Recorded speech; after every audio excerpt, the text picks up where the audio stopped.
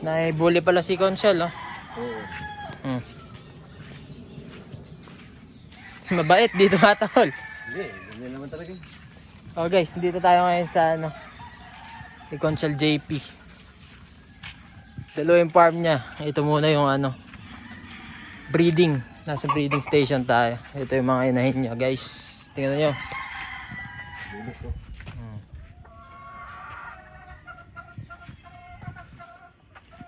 Mas stock to, no? Ito, maganda. Galing kay paring ito. Ito yung Bennett Gray. No.